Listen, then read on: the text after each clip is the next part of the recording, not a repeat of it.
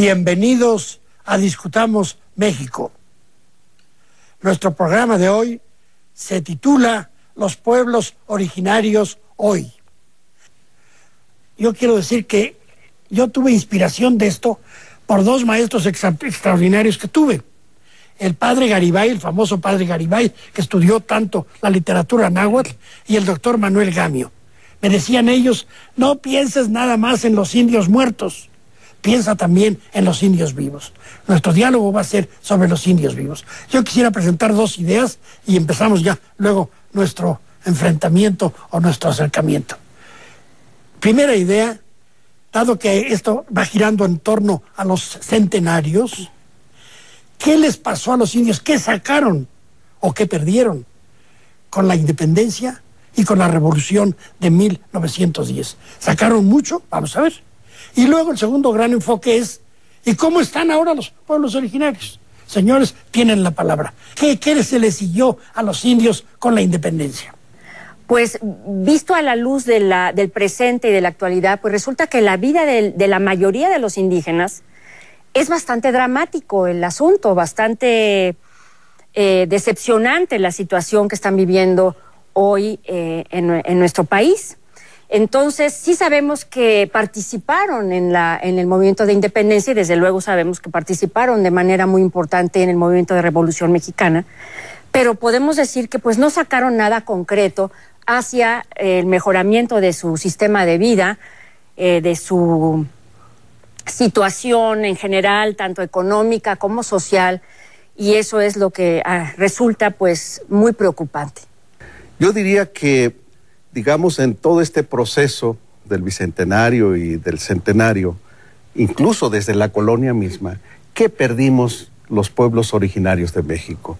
Perdimos gran parte de los territorios, porque los territorios más fértiles fueron ocupados por los colonizadores y de 2 siglos para acá por los nuevos hacendados y a partir del siglo pasado por los terratenientes. Claro.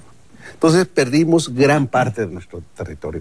Y es importante porque el territorio es la base material para la reproducción de la cultura, claro, de la lengua, de la cosmovisión misma, ¿no? Y entonces, pero también perdimos gran parte de nuestra identidad.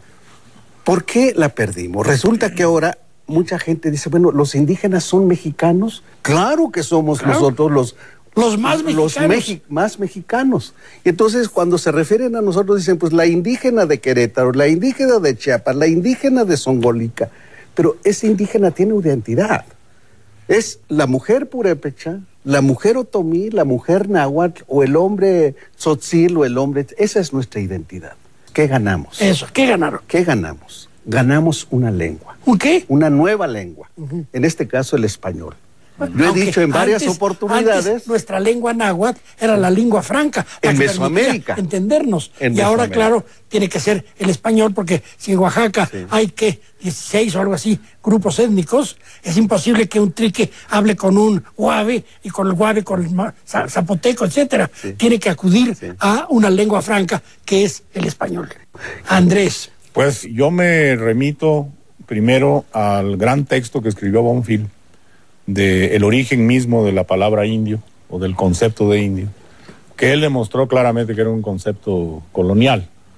De manera muy breve y digamos y muy simplificada, Bonfil nos enseñó que no había indios mientras no llegaron aquí los europeos, los castellanos en concreto, sino que había pueblos, el pueblo náhuatl, los pueblos mayas, los distintos pueblos totonacas, etc. Esa es una primera cuestión que hay que recalcar.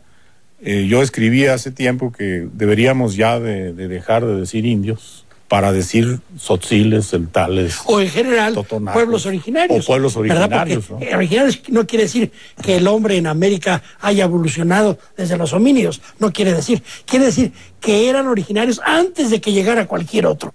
Pero justamente, digamos, es lo que decías, toda la política indigenista que se desarrolla a lo largo del siglo XX tiene esta misión y esta visión, volver a los pueblos originarios a imagen y semejanza de la población vamos a decir, mestiza, europeizada. Así es. ¿Sí? Así es. Porque toda la idea y esta idea de que México o la República Mexicana del 19 tiene que parecerse a Europa. Claro. Nos afrancesamos, Claro. Era la tesis de Porfirio Díaz. No solamente en el siglo XX, sino durante todo el siglo XIX, el discurso fue precisamente la asimilación de los pueblos indígenas, el que no hablaran sus lenguas, el que se destruyera su cultura, y eso es una herencia del siglo XIX al XX. Así es. Bueno, el mismo general Lázaro Cárdenas, hacia los años 30, decía que había que mexicanizar al indio. Totalmente. ¿no? Y no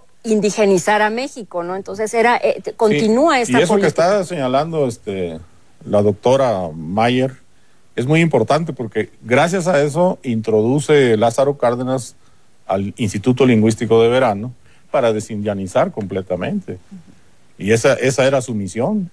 Creo que otra herencia nefasta de la revolución, bueno, hay cosas muy positivas que deja la revolución en torno al discurso indígena, pero una de las herencias que me parecen nefastas son los estereotipos que crea la propia revolución, Sí, ¿no? estamos de acuerdo. Que después se proyectan en la literatura popular y en el cine, por ejemplo, ¿no? Cuando tenemos un Pedro Infante como un Tizoc, o una María Félix como una indígena, Sí, es cierto. y esos estereotipos siguen imperantes hoy en día. Bueno, la India María, ¿no? Que Claro. se las me reír de todo Incluso mundo. la imagen de Juan Diego, digamos, veamos las películas mexicanistas en torno a la Tonantzin en Guadalupe, ¿no? Juan Diego minimizado cuando era un guerrero y era un tlamatini, ¿verdad? Y ahora se parece más a Hernán Cortés que...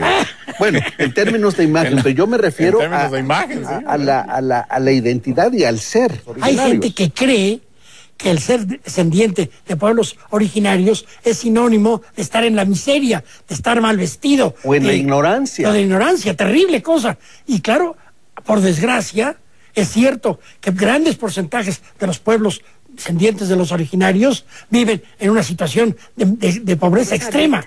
Aunque hay excepciones. Por ejemplo, los zapotecos del Istmo, como nuestro amigo Víctor de la Cruz, pues como tú, son personas como cualquier... Ireneo Rojas, en el Ireneo caso. Rojas, que es un físico nuclear, como lo decían. Claro, ellos ya participan en la vida, es decir, tienen que participar en la vida de México, pero manteniendo, si quieren, su identidad y su lengua, si quieren. De hecho, toda esta emergencia de una nueva intelectualidad indígena que establece ya las premisas para un diálogo intercultural entre pueblos originarios y Estado mexicano, pueblos originarios y sociedad nacional mestiza, se da a partir de 1994 con el surgimiento del EZLN. Claro.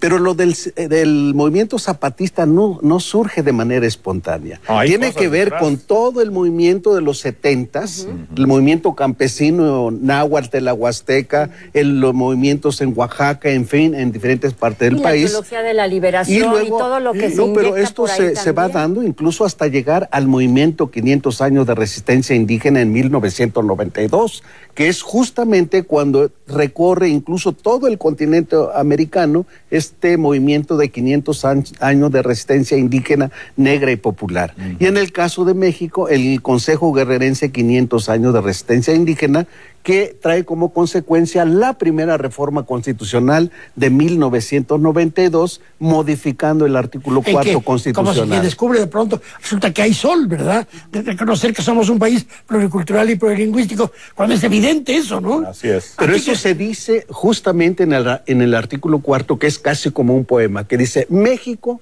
es una nación pluricultural claro, sustentado originalmente en los pueblos indígenas. Así es. Lo que falta es decir en las escuelas qué quiere decir eso. A mí me gustaría terminar con unas propuestas específicas para quienes nos oyen y también para que quienes nos gobiernan se enteren un poquito más de la realidad de México. A veces parecería como que, ¿dónde están los indios esos? ¿Qué indios ni qué nada? ¿Cómo que qué indios ni qué nada? Son los mexicanos más mexicanos que nadie, los dueños de nuestra raíz cultural, son los que más que nadie deben ser escuchados. En el desarrollo, por ejemplo, ya no seguir despojando a los pueblos originarios para construir nuevos proyectos de desarrollo, excluyéndolos de los proyectos. El caso Atenco, por ejemplo. Claro. Si en Atenco hubieran planteado una participación equitativa entre los pueblos originarios y los empresarios, los los de Atenco estarían felices. Y así si revisamos en cada una de las regiones, no se trata de comprarles el terreno a cualquier precio, sino compartir el proyecto de desarrollo para que ellos sean empresarios y no barrenderos o prestadores de servicios de esas empresas. Bueno, las universidades interculturales ya son 10 en el país, tienen además una red, la REDUI, y la filosofía, digamos, de las universidades interculturales es introducir las sabidurías ancestrales de nuestros pueblos originarios al aula y discutirlas y enseñarle a los jóvenes que no hay una sola manera de producir conocimiento, sino que la producción de conocimiento también es cultural, claro. También tiene vías culturales, y insistiendo en que la interculturalidad no es solamente para los pueblos originarios. Estamos tratando de que la universidad sea una especie de modelo de la convivencia, de que sí se puede convivir en la multiculturalidad, de que los idiomas no son barreras, sino estímulo a la relación más rica todavía entre los. No se va a fragmentar, ¿no? México, obviamente no, al revés, se va a enriquecer. Y se va a fortalecer. Y se va a fortalecer. A partir de la diversidad. Claro, porque entonces tendremos toda la fuerza de los pueblos originarios sumada al resto de la población. Las varias lenguas son perspectivas para ver la realidad. Es una riqueza importantísima. Cuando muere una lengua, la humanidad se empobrece. Pensar todo eso, que somos mucho más ricos, más grandes, y al decir esto quiere decir incluso a la larga la capacidad de estas gentes participando en la economía será otro punto que fortalecerá a México. Retomando lo que se ha dicho de la educación, que no es solamente educar a los pueblos indígenas, sino educar a las sociedades mestizas y a las sociedades dominantes, digamos de alguna manera, para que rescaten a los indígenas, pero no como elementos de la arqueología. O del folclore. O desterrar, o tratar de desterrar a través de los medios de difusión y de las escuelas el racismo que todavía impera hoy en día y que hace que se denigre la cultura indígena y que se sientan avergonzados de ese pasado y de esas raíces, pero no verlo solamente como pasados y raíces, sino como una actualidad y como una fuerza que puede ser emergente y que puede ser efectivamente de una gran riqueza nacional. Y son pueblos del presente mexicano. Del presente, y tienen que ser del futuro también. Así es. Yo digo, es nuestra riqueza. Los pueblos originarios constituyen el tejido social de abajo para la construcción del proyecto nacional del futuro. Si nosotros no mantenemos estas identidades particulares de nuestros pueblos, en 20 años México será una aldea sin raíces, una aldea global, sin raíces, sin memoria, sin historia, sin identidad. Es verdad que los pueblos indígenas no se vieron beneficiados realmente con los movimientos que conmemoramos. Es triste decirlo, pero es verdad. Y por consiguiente, como tú decías, tenemos otra vez esa gran deuda. Es para reflexionar, para lograr que con el paso de los años no tengamos que lamentar, no tengamos que afligir de que haya gente mexicana que esté marginada. Todos somos iguales, sí, pero somos con diferencias culturales. Eso es lo importante, porque la idea de que todos somos iguales para borrar las diferencias es un error terrible. En primer lugar, es como decir genocidio, eso sí, es un culturicidio, un lingüicidio, y no podemos hacer eso. Muchas gracias.